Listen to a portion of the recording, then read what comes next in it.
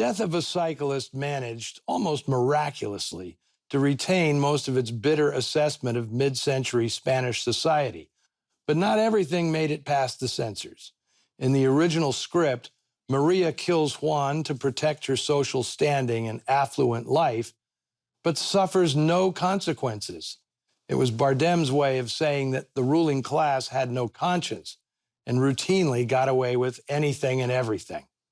The ironic twist that leads to her demise, while certainly having a perverse noirish irony, was mandated by the censors, just to keep audiences from otherwise thinking too much about the implications.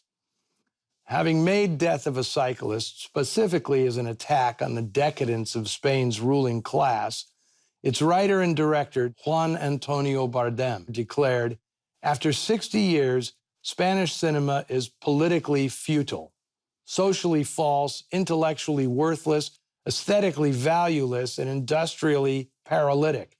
Spanish cinema has turned its back on reality and is totally removed from Spanish realistic traditions as found in paintings and novels."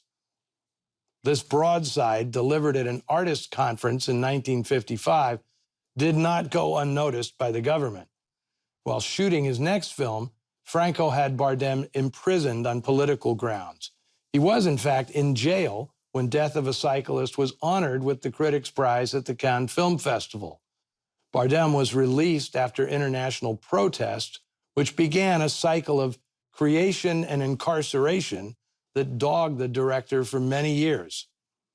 Despite Death of a Cyclist being one of the few films made in Franco's Spain to receive international acclaim and distribution, not everyone had praise for it. François Truffaut, still a film critic at the time of its triumph in Cannes, branded it shamelessly derivative of Alfred Hitchcock and Michelangelo Antonioni. But no one in Spain knew anything about those filmmakers. Franco prohibited the importation of foreign films. In fact, he prohibited films to be in any language other than Castilian Spanish. Part of Bardem's mission with this film was to expose Spanish audiences to more modern filmmaking techniques, to show there was more to cinema than what Franco was allowing them to see. Eventually, Bardem grew weary of battling the government, and by the end of the 60s, he was turning out films with little or no political content. He did live to see the end of Francoism, at least. In 1969, Franco, who was always a monarchist, handpicked his successor, King Juan Carlos, who upon Franco's death in 1975 overturned the fascist structure of the government, leading to the return of democracy.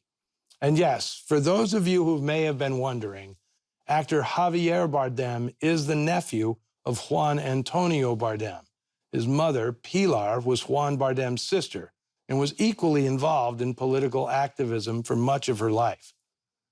While making Death of a Cyclist, Lucia Bozé met and fell in love with famed bullfighter Luis Miguel Dominguez and married him later that year.